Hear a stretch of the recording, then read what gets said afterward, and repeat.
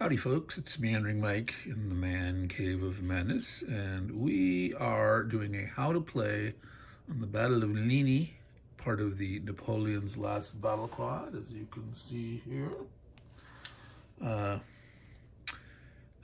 Napoleon's last battle includes Quatre Bras and Ligny from the first day, and La Belle Alliance, which most of you know as Waterloo, or Mont Saint-Jean, depending on who talks about the battle, the name that's usually referred to, and then Wavre.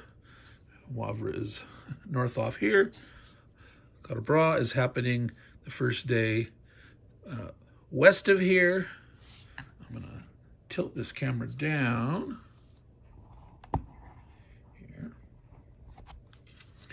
Here we have the Prussians with 3 corps, led by Blucher, facing off against Napoleon and Grouchy. They have a variety of infantry corps, a number of separate cavalry corps, the Guards Corps, and over there to the west is Ney facing off against Wellington.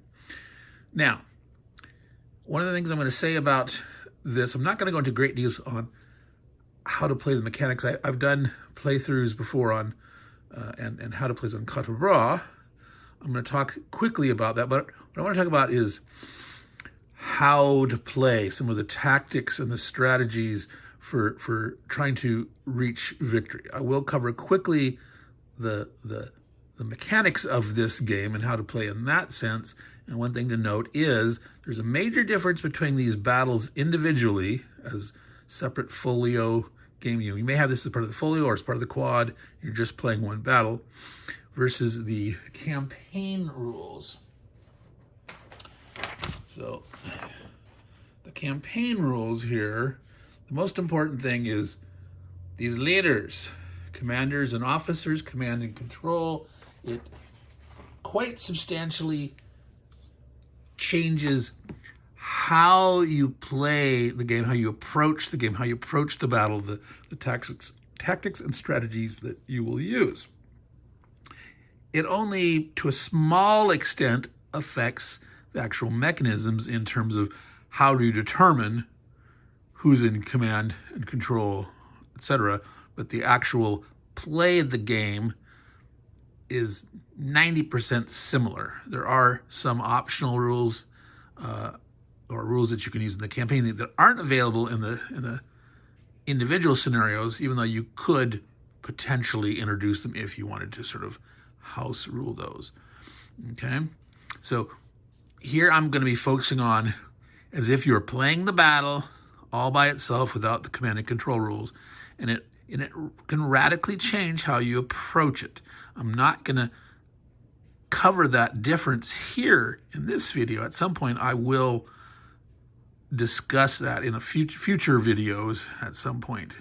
But so given that we are playing just this battle with the rules that we find here, now in many SPI's quad games they have a separate rule folder for the standard rules and the exclusive rules. This comes together in one. It's all stapled together, and within here it says standard rules, and then as you flip through a few pages, then you start finding the specific rules for each scenario, the setup, the victory conditions, any special kind of rules about demoralization and such. All right? So, first thing I want to do is do that quick review of the mechanisms. How do you play this game? And then we'll talk about the victory conditions for this game, the special rules for this particular one, and then we'll delve into the tactics and strategies of how to approach, trying to win in this game. Okay, so this is a pretty typical hex encounter game of the era. You have 2 unit ratings. Let's see here. I'm going to zoom in.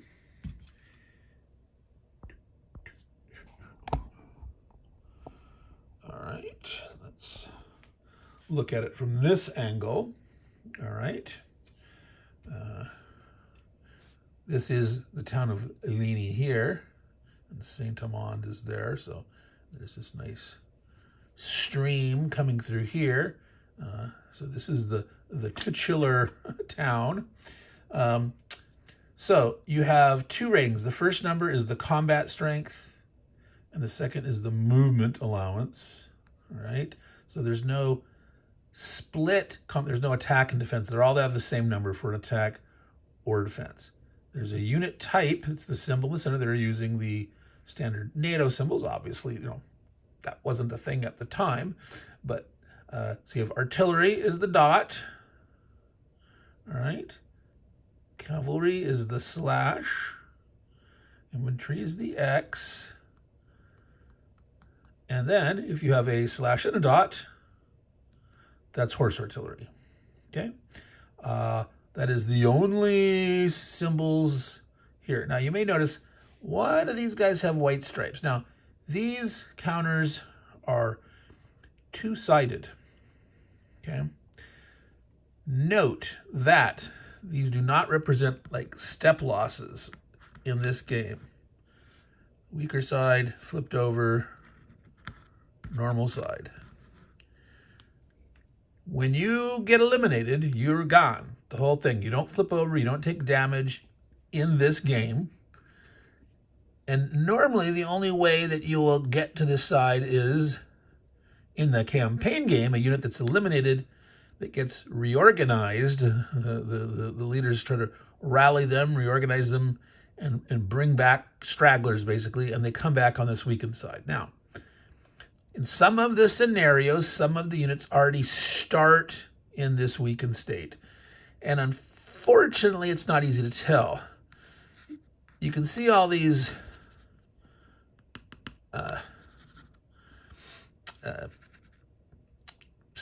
smaller, lighter images of a setup position. This is where the units set up at the start. So you're saying, well, man, you're right. That means you're already in the middle of playing. Well, I have done the first turn's movement for the French. And there's a reason I'm gonna do this. I'm gonna talk about this as my goal, why I've done that, and then when we're actually going into the details of the tactics, I'm gonna reset it up and talk through how I decided to move where, and hopefully I will recreate my thought process and we'll end up back with this setup here, okay? So going back to the numbers now. So I just happen to know you got to read the little tiny print. It has the unit designations on them, and you'll end up finding like, oh, well, that's normally a 3-strength unit, but it says on the 2 sides, you flip it over, it's on a 2.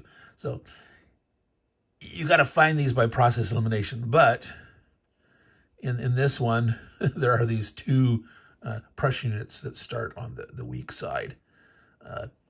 You could, if you wanted to. Now, whoever I bought this from, they put a little L in this corner down here. I'm not sure how well you can see that or not. Maybe if you got it big screen, you can see it.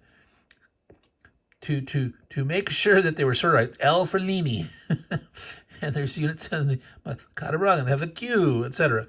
So if you keep your game properly sorted, that should be a problem. But if you don't, that would be very helpful to find those. I don't normally do that myself unless there are units that are one-sided only, and then the back I may put up, a setup hex or a code for which game in the quad it comes from, etc. Okay.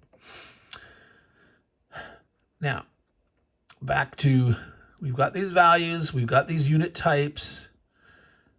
Movement is through the hex grid. This is a hex encounter game. Now I'm going to zoom back out here a second. Zoom in a little more over here. We can see here we have our combat results table and our terrain key. This is not the full terrain effects chart. Unfortunately, very unfortunately, they've put the terrain effects chart on the back of the rules to tell you the movement costs and the effects on combat. Here you just have the name and the key of the symbol. I've harped about this before. Please, designers, publishers, always, always, always combine these. You could have fit this data here. You could have shrunk these symbols down a little bit. You could I mean, you could have this here with, more detail, but you can basically, like I don't know, you can see that very well. I've penned in some numbers, okay? The movement cost, it's +2 to cross a stream. It's 2 to enter a chateau. It's half to move along the road. It costs 2 or 4 movement points to enter the forest, depending on if you're infantry or cavalry. I could also put on here the combat effects. I could say like ×2, ×2, ×3. Forest is a little special one. It's half or doubled. What? Yeah, I'll explain that in a little bit. But this could easily be a combination of these, and dang it, do it. I mean, if there's not enough room on the map to actually have the key on the map, or if you have this, these symbols should be on here. So please, please, please, always put them together. Meandering Mike's pet peeve. All right. So each turn is split up into 2 players' movement phases, or 2 players' turns. The French move, and then the French attack, and then the Prussians move, and the Prussians attack, and it goes back and forth each turn. All right. In this game, there's Prussians in Wavre, there's Prussians in the Belle Alliance, there's French and the Allies, and eventually the Prussians, and in Contre Bras, there's the French and the Allies. The French always go first in this game system, okay? So it's I go, you go, French move, then attack, and the other side moves and attacks. Now, it's you do all your movement. When you're done with all your movement, then you do your combats. It's not move a unit and attack, move 2 units and attack. You can't do that. You can't split it up. It's not like an impulse or a chit pull system. It's the whole shebang. Okay. Basic movement rules. You move next to an enemy unit, you stop. Because enemy units have zones of control. So everyone has a zone of control, and you stop when you move next to them. Now, there's a slight exception that a river, which these are streams. There are river hexides on the Wavre map, but on no other one in the game. There is a small 2-hexide lake on Quatre Bras, which is kind of like a river in functionality, but zones of control do not extend across rivers or the lake. You don't have to worry about it in this battle, but this stream will have an effect on movement. We'll get to that in a minute, but you move next enemy, you must stop. If you start next enemy, you must stay there, okay? That's very important. These are what are called rigid zones of control with mandatory combat, okay?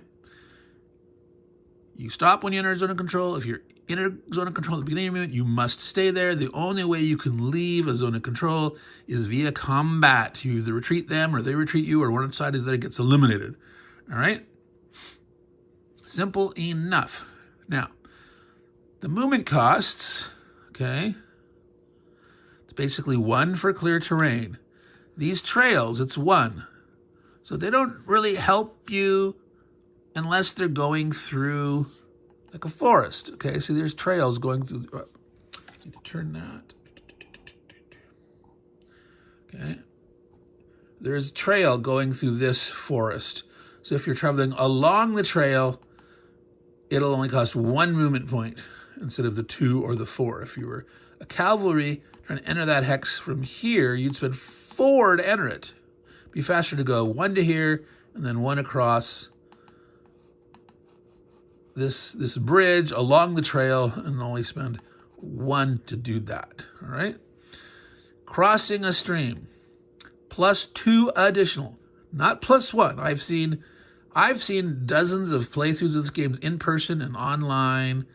This system as a whole, one of the most commonly done mistake in movement is people only spending 1 additional point to cross the stream. If you're moving up next to the stream and then you're trying to cross it, you've moved 1. You're moving 1 more to move in the clear, and it's 2 additional, so it'd be 4 to go from here to here. Okay, remember that. Okay, forests do cost movement points. 2 or 4. If you're an infantry, it costs 2 to enter. If you're cavalry, it costs 4 to enter. There are no 8-speed cavalry in this game. There's only 7s and 6s. So no cavalry will ever be able to move through 2 contiguous hexes of forest. Now, there's some heavy forest way up here, but most of these are small. So that's rarely an issue here on this map where the battle is happening. But just remember that. It costs 2 or 4 movement points for each hex. It costs 1 to enter a town, unless you're going along the road. See these roads here? So I'm going to turn it again. So this road is going through the town, and as long as you're traveling along the town, it's a half a movement point for each road hex. All right, and that includes crossing the bridge on a road. That's only a half. But you have to pay attention. It's along the road. So see these little kinks in the road here? You cannot move from here to here at a half. You're not using the road. You could go to here and then there. So it costs the same to move along the road from to here to there than it is just to go there. So don't cut the corner and expect to only pay half, all right? All right, these crest hex sides, unlike other older Napoleonic systems in SPI, like the Napoleonic War Quad, these crests are not like the slopes from the old system. They do not cost any extra movement. They do not affect combat directly. In fact, they do block line of sights, however. So on the terrain effects chart over there on the back of this puppy, if you look at the thing and it says crests, and you're looking at the column there, effect on combat, it says no effect. Well, yes and no. It does not modify combat strength, but it affects combat in the sense that it'll block line of sight for artillery bombardment. Artillery that is next to a crest on either side can still fight. Any unit can fight across a crest when they're adjacent and there's no modifier. And artillery can do that. Artillery that are adjacent will be able to fight across a crest. But if you're tracing a 2-hex line of sight, doesn't matter if the crest is next to the artillery or next to the target. If there is crest in between the 2 units from 2-hex range, you may not bombard over that. And Blucher did not pay much attention to that. Wellington, that's the whole, yeah, I'm not going to go into that, but Wellington won against Napoleon because he used reversed slope tactics. All right. So that's something we're going to talk about later in terms of, paying attention to that and how it can affect your ability to wage war here. Okay. So last little bit about the rules. We're almost done with the rules. That is combat. You must, in your combat turn, your phase, attack every unit that you're next to. And all of your units that are next to enemy units, you must attack with them somewhere. Okay? Again, there's that exception of river hexes that don't have a zone across, and there's an exception for chateaus. Infantry in a chateau can ignore zones of control and doesn't have to attack out. All right? That should never happen on this map. This chateau way over here, you should never be fighting way over here. If you are, something's really gone wrong. Very important on the La Belle Alliance game, the Hougoumont, very critical chateau there. Another one at La Haisson. Okay, so we're not going to cover the details on the special rules of chateaus here. So, again, you must attack every enemy unit you're next to normally and attack with every one of your units. How you do that, you get to decide. You get to decide how to mix it up. You do not have to declare every combat ahead of time.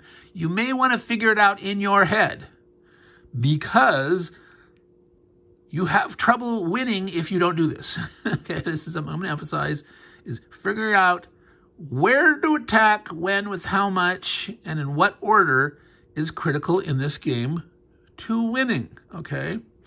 And so this requires some brain power. And this is one of the reasons why I do not recommend this as the first scenario to learn if you're learning the system. Go play Quatre Bras. Lot less units, lot less overall brain power.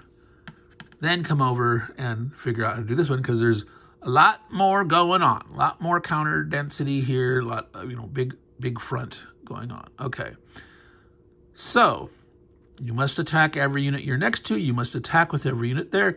You may not have a given unit split up its attack points to go some here and some there. In fact, in this rule system, you can't even have 2 units. The stacking allowed is 2. You may not have 2 units in a hex attack different targets. You can't use, say, these guys here and one guy here to attack there, and these 2 guys and the other guy here to attack there. You may not do that. Now, frankly, I think you should be able to. I really do. However, no, that's not allowed in this system. All right? So wherever this stacks attack, here or here, oops, great. Now, here is a test of my little vacuum picker-upper. I hope these are, come on. Oh, wow. Why is it now not working? All right, that makes no sense. There we go. Oh boy.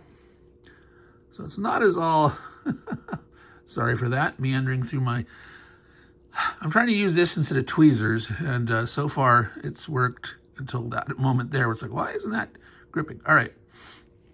So I think I got those in the right order. But with these guys here, both these guys are going to have to attack.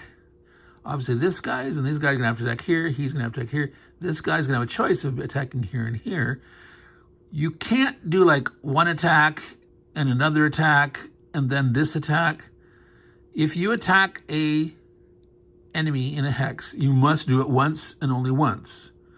So you have to plan for, there's going to be 2 combats, you know, these guys plus these, or maybe these guys, and then you have artillery back here that can add in. This guy can shoot here, this guy could shoot here or here. So you have some options of figuring out how you're going to do that. And this is something I'm going to emphasize a lot once we start talking about the strategy and tactics is, where do you want to attack, with how much, and in what order? It makes a difference if you attack here or here first. And we will discuss why. All right. Now, it is possible, and I don't have that situation here right now, it is possible that a unit may attack multiple units at the same time. Okay? If one guy, let's say for example, if this guy here was here, not only may he, but he must. He would have to attack both of these guys at the same time, because you are next to both of them. They all must be attacked and you must attack. Now, you could say, well, this guy's next to these 2. Can't he attack both at the same time? Well, no. The rule is all the units must be next to all units. You can't say, like, I'm going to have this guy and this guy attack him and him, because he's not next to him. Or vice versa, like that. These guys here you couldn't say I'll attack with all 4 stacks against those 2. Okay, so in this case, because you have units that are only against 1, this guy is going to have to attack one or the other, not both. He cannot split up like that separately or either together. But in a case like this one guy could attack those 2. Okay. So let's finish this up and talk about the actual odds here. Combat ratios, you look at the defender's strength, you compare your attacker's strength to it, you figure out an odds ratio, you always round to the left. You round down in the favor of the defender. So 1-to-1, 2-to-1. Let's say you have got 6 points defending and 9 points attacking. That's a 1-to-1. 9 is more than 6, but it's not twice as much. Okay, it's really easy to do this in your head. Some people are like, oh God, math, it is easy. Practice it. I'll tell you, it becomes very easy. And you don't have to figure out that, oh, that's 1.5 to 1. You don't have to use a calculator. You don't have to know exactly, that, well, 9 versus 6 is this ratio, and 10 versus 6 is that. You just have to know 6 is a 1 to 1. You need to get up to 12 to do a 2 to 1. So anything between 6 and 11 is a 1 to 1. 12 attacking 6 is a 2 to 1. 18, etc. You just have to know basic multiplication. You have to add up your factors and then do very easy multiplication. Okay? You don't need to divide.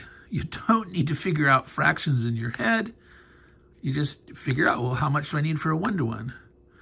Okay? So back to the 6 defense. Well, what about 1 to 2? Like, less, well, simple. 3 versus 6, that's half. You've got 3 versus 6, 4 versus 6, 5 versus 6. That's all, because it's not enough for a 1 to 1. If you had less than 3, if you had 2 attacking 6, that would be a 1 to 3. But you don't have to figure out, well, 4 or 5 against 6. What is that ratio? No. It's if it's less than a 1 to 1, you go down to the next one. Okay? And as long as it's, I have at least half, then I'm here. And otherwise I'm at third. So it's just very simple to figure out these ratios. So again, I encourage you highly, just practice it. If you're math phobic, no, you can do it. You can do it. If you can count, if you can multiply, you can do it. All right. So once you have determined your odds, you will roll a die 6 and apply the result. Okay. Now I'm going to say something else. It's easy to memorize your multiplication tables. It is. If you haven't, do it. It's also easy to memorize this table, at least memorizing here between 1 to 2 and 3 to 1, okay? It's very linear. It just changes one result at a time. So 1 to 1 is 50-50 chance. Defender retreat, attacker retreat. It's 1 to 1, straight up even odds in this game, okay? So it gets one better at 2 to 1. You have 4 chances to get a DR, 2 of an AR, going up to 3 to 1. 5 chances of a DR, 1 chance of an AR. Going down this way, you started at 50-50 chance. Well, at 1 to 2 odds, you only have 2 chances to get a DR4 for that. Now, it gets a little more complicated when you get past that, because 4 to 1 and up adds a chance for eliminations and exchanges. And on the lower side, you have a chance for attacker eliminations at 1 to 3 or less. Now, you can end up memorizing these too. It's not that hard. I don't particularly memorize 1 to 4 and 1 to 5, but I do memorize 1 to 3. I know there's a 1/6 chance of retreating the guy at a 1 to 3. You can still, quote unquote, win the fight and retreat him, but there's a 1/6 chance you're going to get eliminated. It's just having to retreat. So 1 to 3 is not perfectly safe. You may have to attack at these odds. Remember, you must attack all enemies. And how you split up your forces to do that, you may be risking a small weak unit here just to be able to do a diversionary attack. They call them, now some people call them soak-offs. That's an old Avalon Hill term. SPI doesn't use that term. They call them diversionary attacks. I think they have an additional, I can't remember what they call it, but something else, but they don't call them soak-offs. That is an Avalon Hill. You can call it that if you want, if that's what you're used to, right? Whatever you learned. All right, so on this side, like I was mentioning, 4 to 1, 5 to 1, 6 to 1, there's a chance for defender eliminates, and they go up 1 more each time. So there's a 1/6 chance at 4 to 1, 2/6 chance at 5 to 1, 3/6 chance at 6 to 1. That's easy. Now, this is a little complicated. Exchanges show up at 4 to 1. So at 4 to 1, the attacker can no longer, quote unquote, lose. They will either retreat or eliminate or exchange eliminate. But exchange makes the attacker lose strength, okay? You may want to avoid that, and we'll talk about that in a minute. 5 to 1. Besides the DE going up, the exchange chance goes up. And then for the 6 to 1, the exchange chance capped out. So at 6 to 1, there's a 3/6 chance of a DE, 1/6 chance of a DR, and 2/6 of an exchange. Okay. So what happens when you retreat? You go back 1 hex. That's it. So this is why people normally call this, oh, such a bloodless combat. How, God, you got to get way up here to kill things, you know. Well, no, I'll tell you. You are going to do a lot of killing here in this range. And why is that? How can you kill when it's only retreats? Because you cannot retreat into an enemy zone of control. Now, you're going to start in an enemy zone of control because you're fighting. We're assuming we're not talking about artillery bombardment. We're talking about adjacent fighting. You're going to retreat out, but as long as you have a space that you can retreat into that has no enemy zones of control on it, you live. But if they have surrounded you with zones of control, they don't have to surround you with hexes all over the place. But if they have surrounded you with zones of control and you have to retreat, you die. And a friendly unit does not negate zones of control, okay?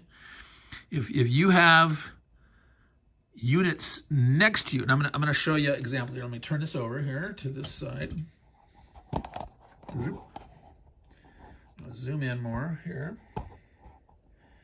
because now we're getting ready to talk more about tactics and what it is we're trying to accomplish. This unit right here is surrounded.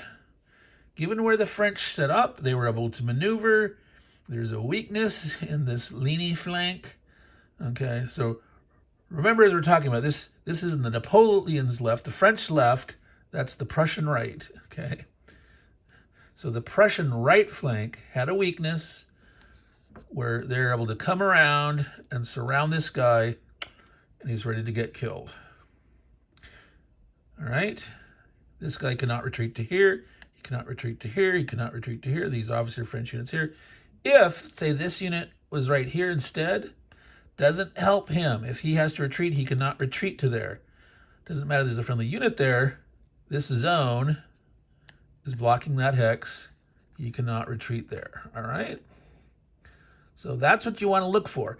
Now, I'm gonna come back to this in a second here and talk about a major point about the strategies and tactics in this game. But first, I want to return to the combat results table. I got to zoom back out a bit so I can get the angle right. Okay. This is important to remember. In this system, you may voluntarily reduce the odds. You may weaken which column you roll on. You may determine that your odds of attack are, say, 5 to 1, for example. Wow, look at that. Got a chance to DE him and retreat him, and it may be exchanged, but let's say, you have a 5 strength unit that's attacking a 1 strength unit. 5 to 1.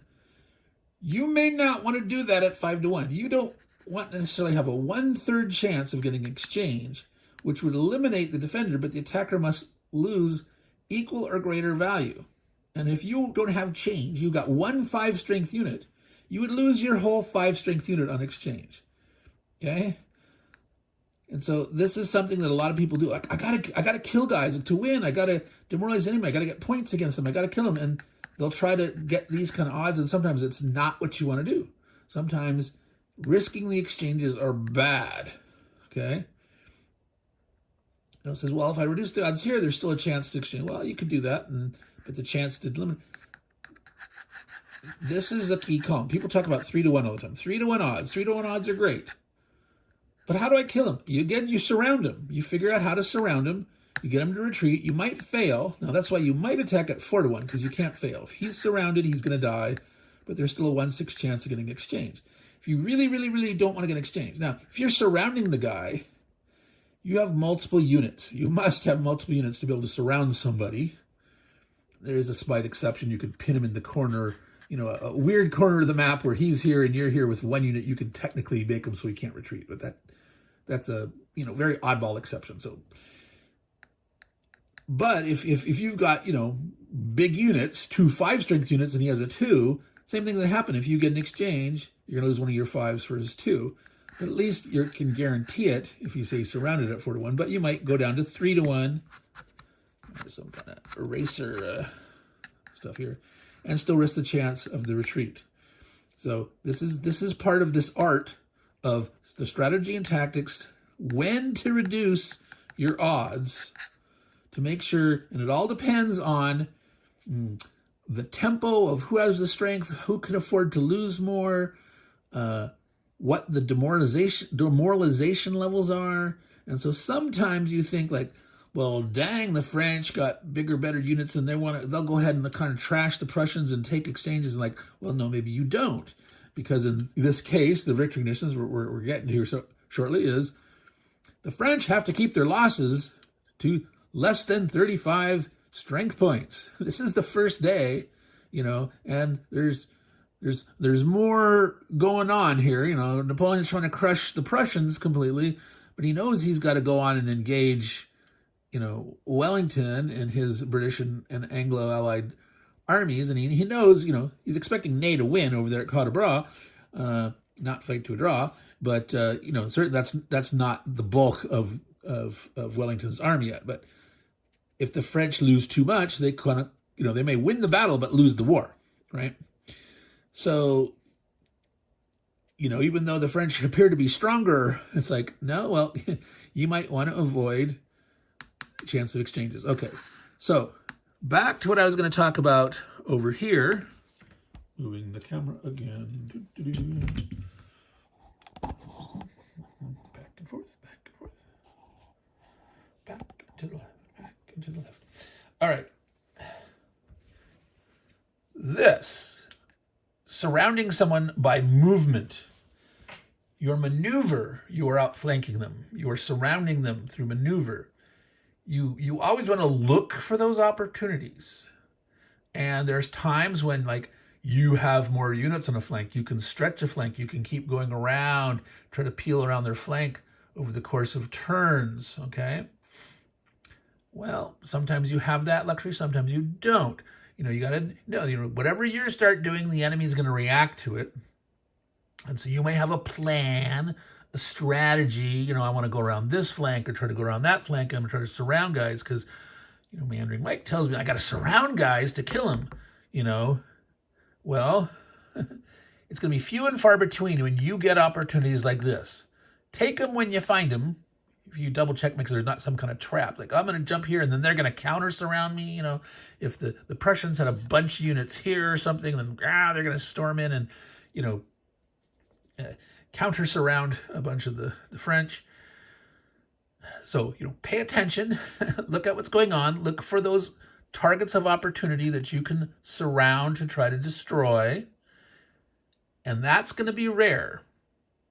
And most of your killing is going to be through surrounds that you create during a turn. By sequencing your attacks in such a way, and here I'm, this is the crux of the maneuvering here. 2 units next to each other. This guy can retreat to here or here. Now, one thing to notice, when you retreat, there's a 2 hex stacking limit. This guy can freely retreat to here or here. Okay?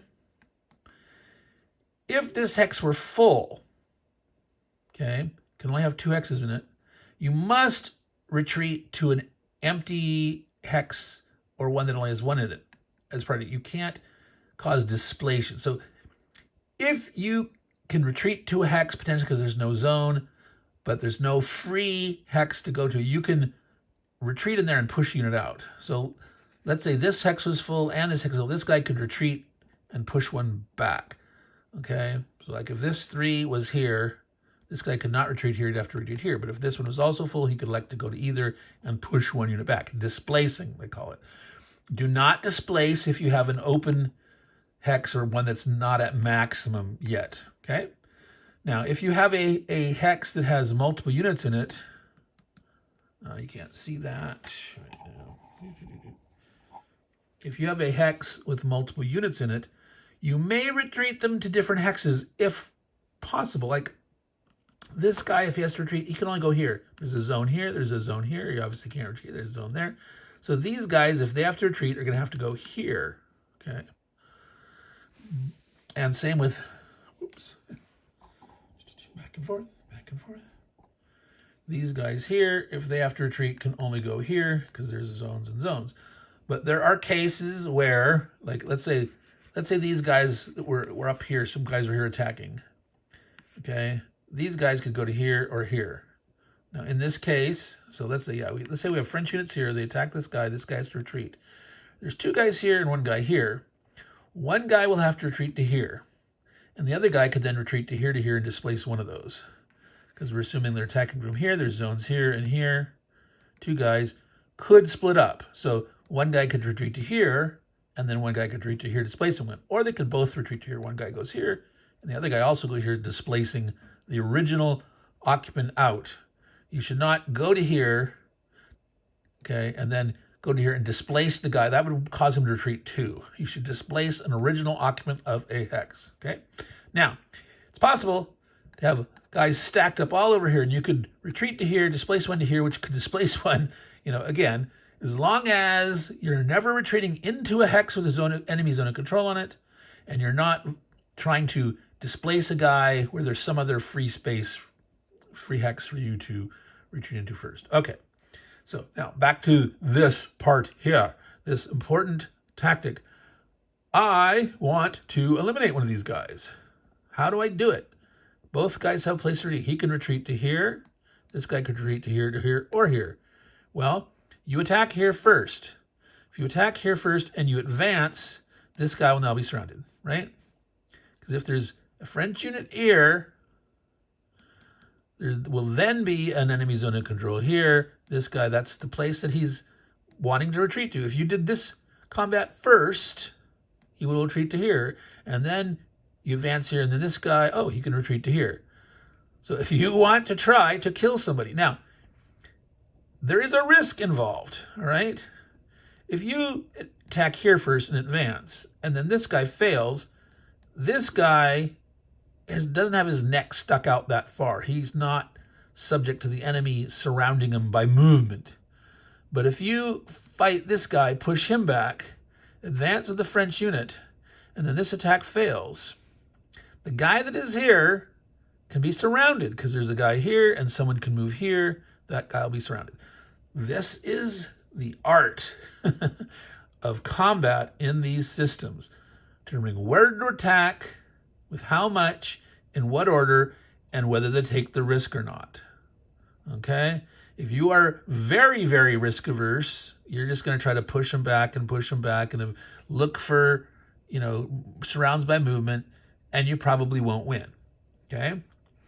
You need to try to take these opportunities and say, I'm going to advance to here, and, man, he might be able to, if this fails, he might be surrounded, but I've got so much strength here that his odds of being able to push me back and not get bonked by the rest of these guys are small, but sometimes you take the risks, sometimes you lose guys, but if you don't take the risks, you're not going to win, all right? So, let's do this one combat, okay? Now, I would normally start with this one. Get the freebie here, okay? I'm gonna talk through this result here. We're already up over 40 minutes and way longer than I wanted to be. So we're gonna split this how to play into two parts. When I rewind the turn and start to roll it forward, and I'm gonna wait until the 19th to do that next week, because that's when the War Room's 10-game challenge for 2025 starts. This is my first game on that. So this is just a how to play. This is not part of the play. I'm going to rewind that, but okay. So let me talk through what my goals are here. This guy we're surrounding and we're trying to kill him. We also want to try to take potentially these town hexes here. And why are we attacking this guy? Well, to surround this guy, I had to move someone here. This guy here moved up and around. And I have to attack everyone I'm next to. And so this guy would have to attack here unless I have someone else attacking him, right? And so my plan is to have these two guys attack here at 3-1. This is in the clear, 3, 10 against 3, boom, that's a 3-to-1 attack. All right, so they'll have the best odds, they'll have a 5-6 chance of succeeding. This guy here came across the river. He'll get to attack him at 1-2. If this guy had to attack him, he'd be doubled across the stream. I call the river, it's a stream.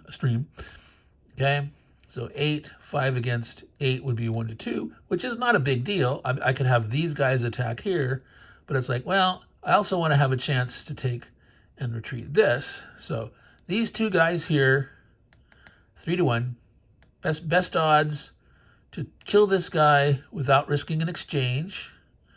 This guy here is attacking at 1-2, 2 against the river, but he can't hurt. Remember, 1-3 odds is where it starts to have a chance of an attacker. And this guy can retreat to here, here, or here when he attacks and fails. I'll probably, assuming he doesn't succeed, will probably retreat to here to stay in a town, try to keep a foothold on this side. These units here can't get around behind him. So even if he's up here across the river, if they come up to attack here, he could still retreat to here. All right. Now, if he fails and they fail, this guy will retreat to here. He might be here. They still can't get behind here. And this guy, so he's potentially safe. And this guy can retreat here or here, etc. So now, so that means these guys are going to be able to attack here. And over here, we're attacking here with 1 infantry and this artillery. So this is 4 in a town, 8. 5 and 5 is 10. So he has a whopping 1-to-1. It's a 50-50 chance, but we're trying to push into the town. And here we have a 5 and a 3. So we got a reduced strength pressure unit. He's a 3, 5, 8, 16 total strength. Well, what do we have here? We got 9, 14, 20. Okay, so we have enough. 20 versus 16 is 1-to-1. Because you need 32. You need 32 to get a 2-to-1, right? Getting a 2-to-1 against, 8 doubled to 16 is really tough unless you have like a lot of extra artillery, a lot of extra units packing in there, right? So we're going to have a 1-to-1 here and a 1-to-1 here, a 3-to-1, a 1-to-2. All right, let's quickly look over here. What was my plan? I wanted to move up far enough here to make sure these guys would have to stop if they came through this road, okay? Didn't want them getting down here. No one can get across this stream except for this horse artillery, okay? Because he could go 1, 2, 3, 4, 5, 6. Remember, it's 2 to cross. So this guy can't. It's like 1, 2, 3, 4, 5, or half, 1.5, 2.5, 3.5, 4.5. No, that's too much. Same thing. None of these guys can get across this stream except for him. Only one, and he probably doesn't want to stick his nose out. Now, if say this guy succeeds, and well, depending what happens, there could be a chance where if these guys retreat in a certain way that they might want to try to come across, but it's not likely. But right now we're good. They can't get across here except for here. So that's why we moved here. This cavalry is sort of centrally located to go either direction. We wanted to try to engage these guys and push them back. We don't want them dinking around. So this cavalry came across the streams. He crossed and crossed. Remember, that's 1, 2, 3, 4, 5, 6. You can't get around to here. You can't come across this way. You can't get that far because there's a zone here where this bridge is. Okay, so these are a 2 and a 4. It's not in a town. It's just 6.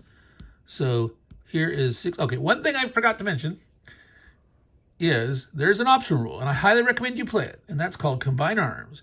If you are attacking and you have an infantry, a cavalry, and an artillery, and horse artillery count as artillery, not cavalry. If you have all 3 branches, all 3 types of units, you get a 1 odd shift in your favor to the right, okay? So This guy has 2, and 4 is 6, which is a 1-to-1, and add thing 2, which is 8, which is still 1-to-1, but they have combined arms, so this will be a 2-to-1.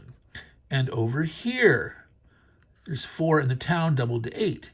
Here's 4, and 4 is 8, and 2 is 10 versus 8 is 1-to-1. You'd need 16 to get a 2-to-1, but combined arms. So there's a 2-to-1 here and a 2-to-1 here. Now there's no surrounding chances. We're just trying to push them back. This guy would have to retreat back across the river, and this guy has to retreat here if we do so. That's the goal. Push forward, and probably advance with the infantry in each case, keep the enemy engaged. And if this guy retreated to here and we advanced, in his turn, he's going to attack across the river. Now, that's one thing I didn't mention. The terrain effects are not cumulative. There's a stream here which doubles. There's a town here which doubles. You don't quadruple, you don't even triple. It's just still a doubling.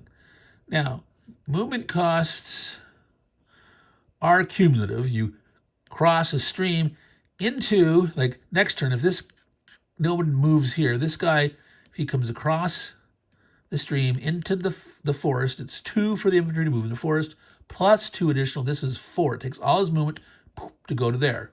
Okay. A cavalry, if this cavalry, was trying to, if these guys weren't here and this guy's trying to move to here, it'd be 1, 4 more, 5, 6, 7. It would take his entire movement to go those 2 hexes to there. And if this guy was only a 6 movement, like this horse artillery, well, the horse artillery, no, technically he moves like cavalry, fights like artillery. The artillery fights like artillery. So anyway, now there's one minor thing when I say combat effects are not cumulative. And there's a slight, in one instance there is. The effects of forest, which we hadn't mentioned, does not affect infantry or artillery. A forest will block line of sight for artillery because they can't shoot over it from bombardment, but cavalry that are attacking into a forest are halved, and cavalry that are defending in a forest are halved. And you round up in this rule system. So a 1-strength unit, 1-strength cavalry, which there actually are none in this scenario, but a 1-strength cavalry attacking, so a 3-strength cavalry would be halved, round up to 2. Okay. If you are attacking across a stream and there's cavalry involved, you will apply both combat effects. That's the one time where it is cumulative, that you do both. So if, say, an infantry is attacking across the stream against a cavalry here, this cavalry would be halved, but then he'd be doubled for the stream. Okay? If a cavalry was attacking across, say if the cavalry was attacking an infantry here, okay, the infantry would be doubled because of the stream, and the cavalry would be halved because he's attacking in the forest. Okay? So the net effect is like a quadrupling of the differential. Okay? But this is a defense modifier attacking across the stream, and that's a attack modifier with cavalry and the forest. Okay, so we had to go back and mention those real quick. Okay, so real quick, we're at 53 minutes here, way longer. We did so. This was our final discussion of so where we're attacking here and here, trying to push them back, covering this sort of this. Here, the enemy can't pour in.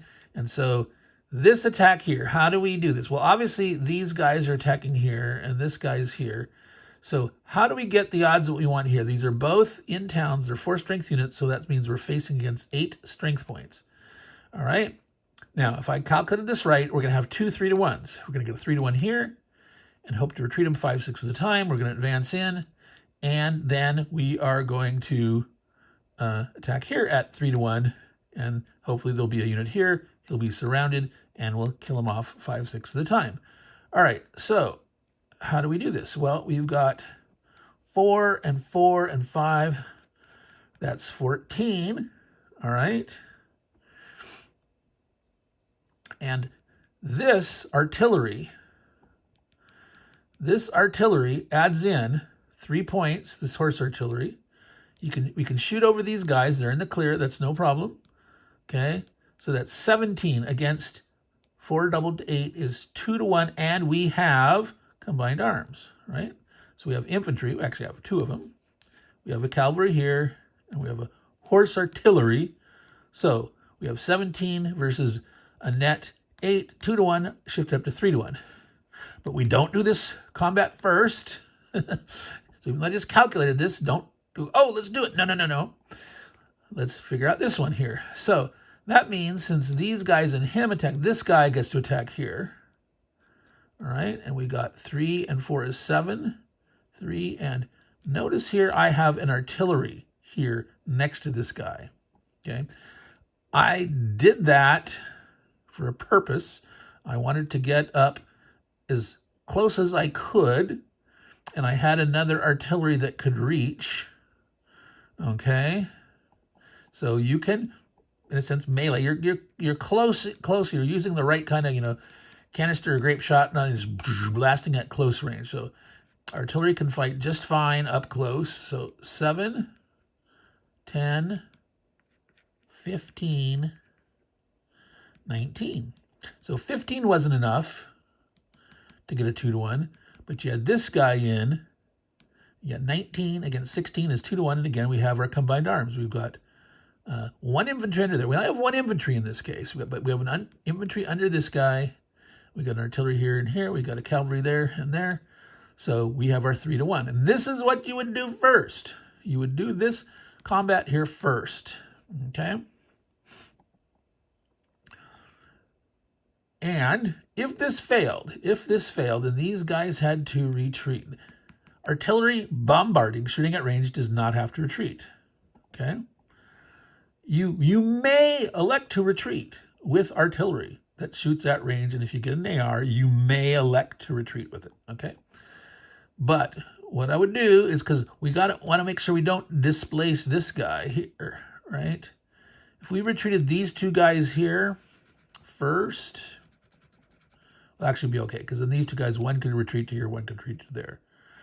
All right, so if we retreated 1 guy here and 1 guy here, and now we started retreating him, and we treated 1 guy here, retreated here, we'd have to displace this artillery, and this guy could then not bombard there. Now, since this is retreated, well, we still want to take this and push this guy up here, I think. Maybe we don't, maybe we do. It all depends. You have to remember, if you attack and get an attack or retreat, the defender could elect to advance into one of these squares. Now, that'd be a gutsy, crazy move, which you don't normally need to do because, these guys are going to get to move in their turn, and if they want to come up forward and attack, they can. And so it wouldn't really affect, it's not going to cut off these guys. Well, what it would do, this guy could no longer bombard technically. If he advanced to here, he cannot bombard away because he's next to a guy. All right. So back to our order by doing these guys first. 3-1 attack. Assuming it works, he retreats to here or here. You advance 1 unit in. You could advance the infantry or that 5 strength artillery. I personally would advance this infantry in. That's underneath here. Even though it's a 4 strength, it's like, having the 5 is nice, but I'd rather keep my artillery back here.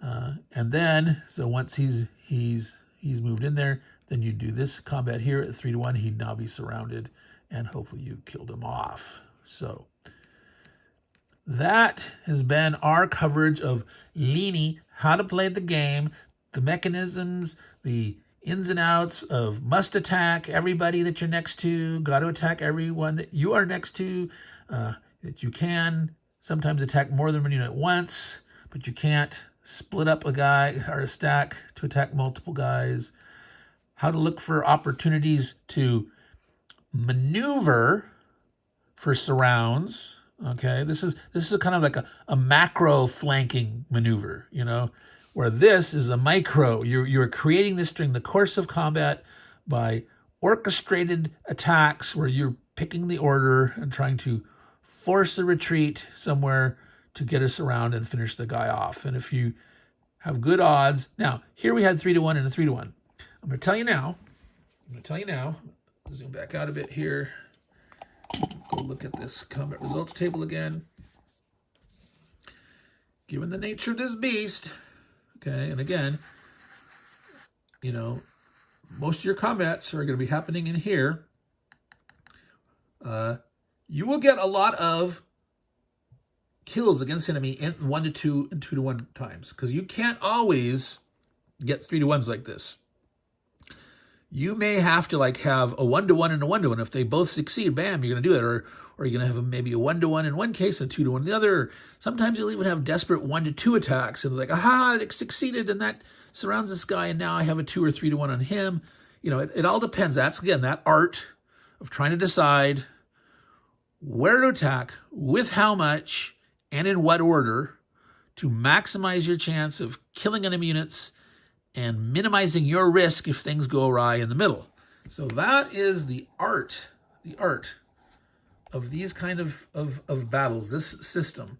And that applies to Napoleonic War Quad, that applies to this one, and many systems that are very similar and based on this kind of thing. Like the blue and the gray quad is, 90% similar to this, same kind of thing, where you are creating your local opportunities of flanking. And yeah, you look for these, more macro level, sort of a gross enflankment versus a smaller localized micro focus to create surrounds. So we are over 1 hour on this Meandering Mike, Man Cave of Madness, meandering through it. But hopefully that's been useful to you to know how to play the game and to know how to play the game, how to conduct yourself while you're doing this.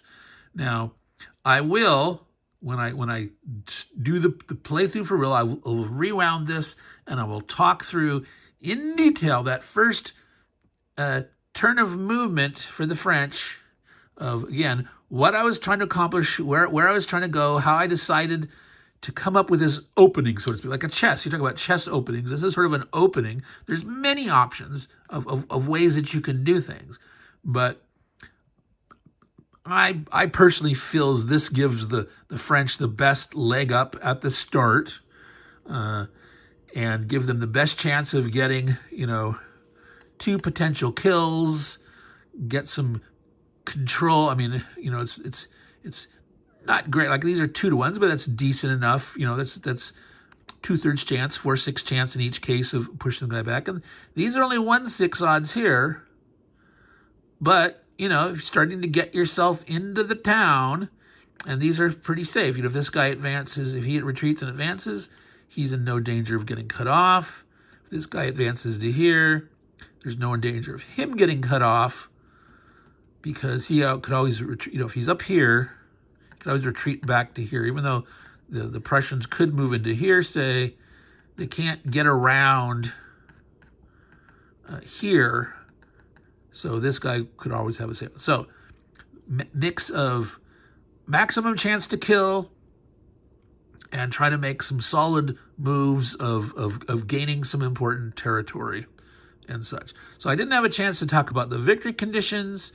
I will do that when I start the playthrough at the very beginning, talking about that, and then again, what we're doing. I'll recreate this. We'll be back at all the setup squares, and I'll recreate this move here. And if I do it right, if my brain is working the same way, I might come up with slight variance or difference of why I decide to do something. But my goal will try to be recreate this and show you how I got here and why.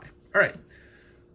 So, folks, thank you for watching this again. A fair bit longer than I wanted. I wanted the net thing to between about 45 minutes or so, but it is what it is. So this is my first how to play of the year, and like I said, the playthrough will start. Not sure when I'll have the video ready, but on the 19th, January 19th, we will have the first playthrough being done of Ligny. So, and a reminder, take care of your games, and they will take care of you. Ciao, y'all.